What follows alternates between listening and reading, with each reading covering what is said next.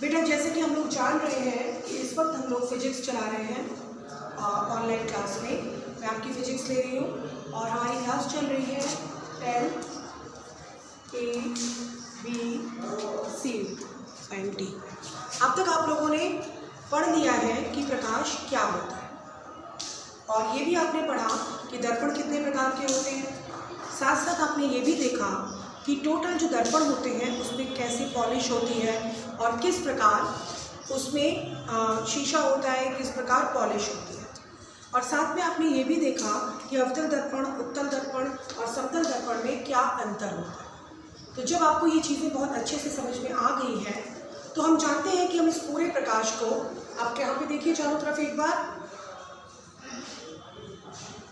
आप इस प्रकाश को इस तरह से फिजिक्स में नहीं पढ़ सकते। तो इसके लिए हम क्या करते हैं, मैंने आपको बताया कि आपतित किरण क्या होती है, परावर्तित किरण क्या होती है, और मैंने आपको ये भी बहुत अच्छे से बताया कि किरण किस प्रकार आती है परावर्तन में और शीशे से टकराकर या ग्लास मिरर से टकराकर लौट जाती है। तो जब मैंने आपको ये सारी बातें क्लियर की तो डेफिनेटली हमको प्रकाश को अब इस तरह से क्लास में, स्कूल में नहीं पढ़ सकते। तो इसके लिए हम लोग क्या करते हैं, हम लोग रे डायग्राम प्रकाश में पढ़ते हैं। हम लोग क्या पढ़ते हैं, रे डायग्राम, या इसको हम बोलते हैं किरण आरेख। इसमें प्रकाश को किरणों के माध्यम से ग्लास पे या लेंस पे डालते हैं और फिर देखते हैं कि कौन कौन से नियम कैसे कैसे चल रहे हैं। इसके साथ साथ आपके लिए एक चीज़ और भी बहुत ज़रूरी है कि कुछ बेसिक परिभाषाएं होती हैं। उन बेसिक परिभाषाओं को प्रकाश में जानना बेहद ज़रूरी होता है, क्योंकि अगर आप उन परिभाषाओं को नहीं जानेंगे तो आपको किरण आरेख बिल्कुल भी समझ में नहीं आएगा। Can you please come on the black board. अब आप मेरा हाथ देखिए। सबसे पहले मैं आपको अवतल दर्पण के बारे में, किरण आरेख से परिभाषाओं के बारे में बताऊंगी। इसे ध्यान से देखिएगा। आप जानते हैं कि अवतल दर्पण है या कॉनकेव मिरर।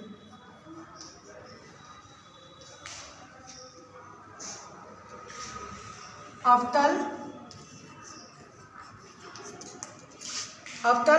दर्पण, और ये जो आपको दिखाई दे रही है ये है आपकी पॉलिश, जिसको मैंने यहाँ पर इस तरह से रेखाओं से दिखाया है।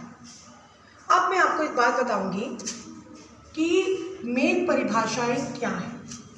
जो सबसे पहली परिभाषा है, इधर देखिए, मैंने आपको बताया कि कोई भी जो दर्पण होता है वो एक इस तरह का एक जो गोला होता है उसको काट के हम निकालते हैं।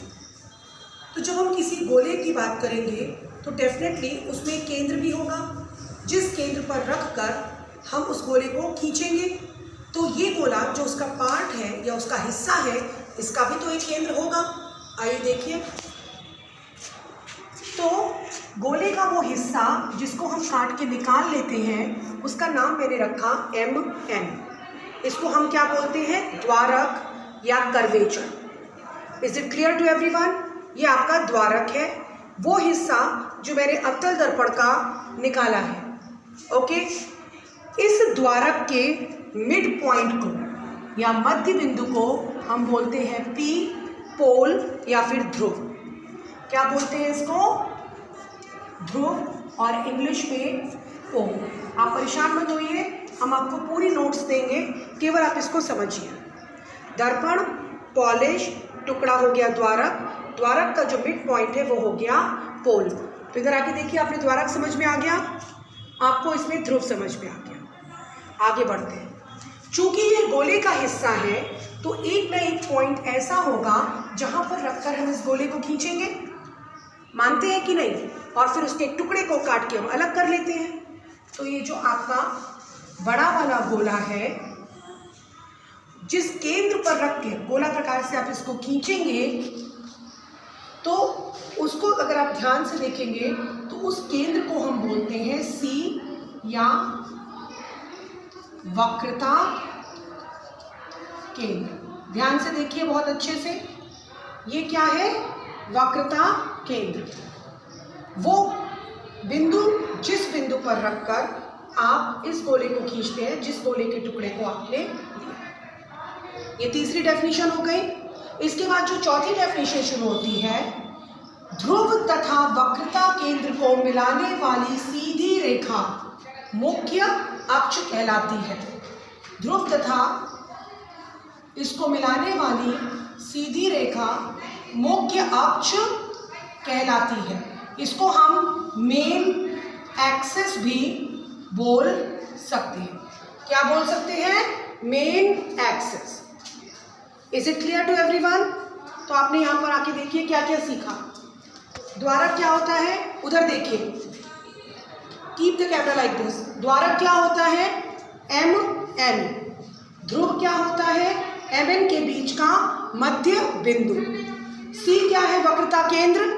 वक्रता केंद्र का मतलब है वह बिंदु जिस पर रखकर आप इस गोले को खींचते हैं। उसके बाद मैं आपको बताती हूँ कि मुख्य अक्ष क्या है। ध्रुव तथा वक्रता केंद्र को मिलाने वाली सीधी रेखा जो हमने खींची उसको हम बोलते हैं मुख्य अक्ष। अब हम नेक्स्ट बात करेंगे वक्रता त्रिज्या या कैपिटल आर की। सी से लेकर पी के बीच की दूरी सीपी को हम कहते हैं कैपिटल आर या वक्रता त्रिज्या। Is it clear to everyone? तो सीपी क्या है? आपकी वक्रता त्रिज्या, वो त्रिज्या जिससे आपने इस गोले को खींचा।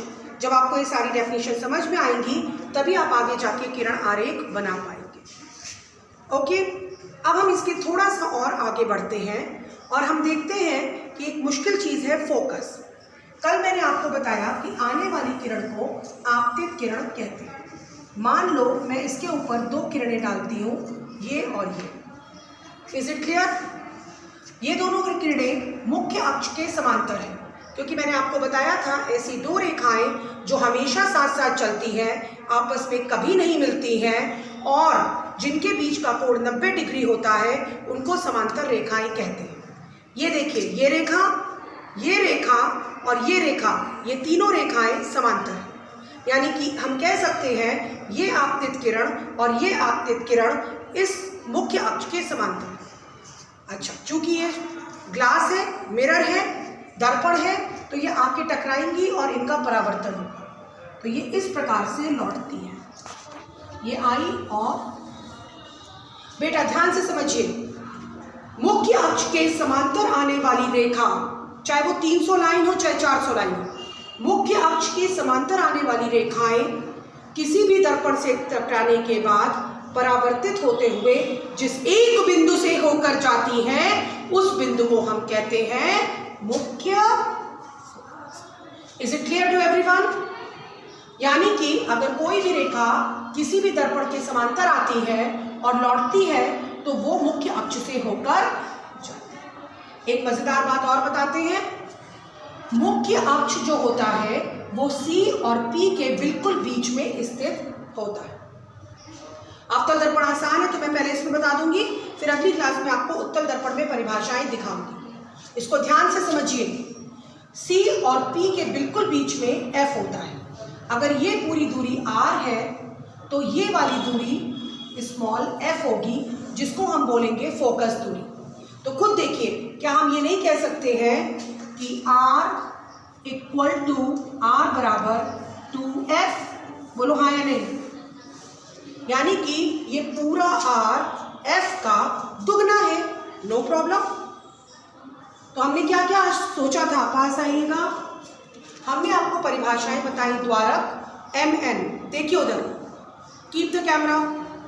द्वारक मतलब MN, ध्रुव मतलब P, उनका मिड पॉइंट, द्वारक मतलब उसका टुकड़ा, कर्वेचर, ध्रुव मतलब पोल, वक्रता केंद्र C, जहां से आप इस गोले को खींचते हैं, वक्रता त्रिज्या C से लेकर P की दूरी, मुख्य अक्ष CPF को मिलाती हुई सीधी रेखा। फिर आपने सीखा कि कोई भी अगर किरण दर्पण के समांतर आती है मुख्य अक्ष के और वो जिस बिंदु से होकर लौटती है, वो बिंदु जहाँ पर वो लौटती है वो सारी रेखाएं एक ही बिंदु से लौटेंगी, उसको हम बोलते हैं कैपिटल F। C और P के बीच में F एकदम मध्य बिंदु पे होता है और F से लेकर P तक की दूरी होगी फोकस दूरी। और C से लेकर P की दूरी होगी वक्रता त्रिज्या। और जब हमने इस डायग्राम को देखा तो हमने जाना कि वक्रता त्रिज्या जो होती है वो फोकस दूरी की 2 गुनी होती है। Is it clear to everyone? तो ये आपका किरण आरेख है जो आपको ये बताता है कि किस प्रकार दर्पण में सारी परिभाषाएं होती हैं। तो अगर मैं अब आपसे पूछूं बेटा ये बताइए द्वारक कहाँ है, तो आप बोलेंगे ये। मैम ये। मैं पूछूं पोल कहाँ है, तो आप बोलेंगे मैम ये। मैं आपसे पूछूं वक्रता केंद्र कहाँ है, तो आप बोलेंगे ये। मैं आपसे बोलूँगी बेटा अवतल दर्पण कॉन्केव का फोकस कहाँ है, तो आप बोलेंगे ये। फिर मैं आपसे पूछूंगी मुख्य अक्ष कहाँ है, तो आप बोलेंगे ये। और फिर अगर मैं आपसे पूछूंगी आर कहाँ से कहाँ तक है, तो आप बोलेंगे सी से लेकर पी तक। फिर मैं आपसे पूछती हूँ कि एफ कहाँ है, तो आप बोलेंगे एफ से लेकर पी तक। Is it clear to everyone? तो एफ से लेकर पी तक की दूरी को हम बोलेंगे स्मॉल एफ। इस चीज को समझना आपके लिए बेहद जरूरी है। यही चीज मैं आपको उत्तल दर्पण में बताऊंगी, लेकिन पहले आज आप समझिए कि एक्चुअली कौन सी परिभाषा कहाँ पर होती है। So this is the class what I have taken today. I think I am sure कि आपको अच्छे से समझ में आ रहा है। पहले हमने नॉर्मल प्रकाश पढ़ा, फिर हमने पढ़ा कि प्रकाश में परावर्तन कैसे होता है, दर्पण क्या होते हैं, कितने प्रकार के होते हैं, और चूंकि हम प्रकाश को ऐसे नहीं पढ़ सकते इसलिए हम उसको किरण आरेख या गियर डायग्राम में पढ़ते हैं, जिसमें हम किरणों को दर्पण पे डालते हैं, किरणें जैसे आती हैं लौटती हैं उसके आधार पर अध्ययन करते हैं। और सबसे इम्पॉर्टेंट बात है इन परिभाषाओं को जानना, ताकि आप डायग्राम देखकर पहचान सकें कि कौन सी चीज़ कहाँ पर है। Is it clear for everyone? So I am closing the class and I will explain all these things next time in the convex mirror यानी कि उत्तल दर्पण। Thank you. Bye.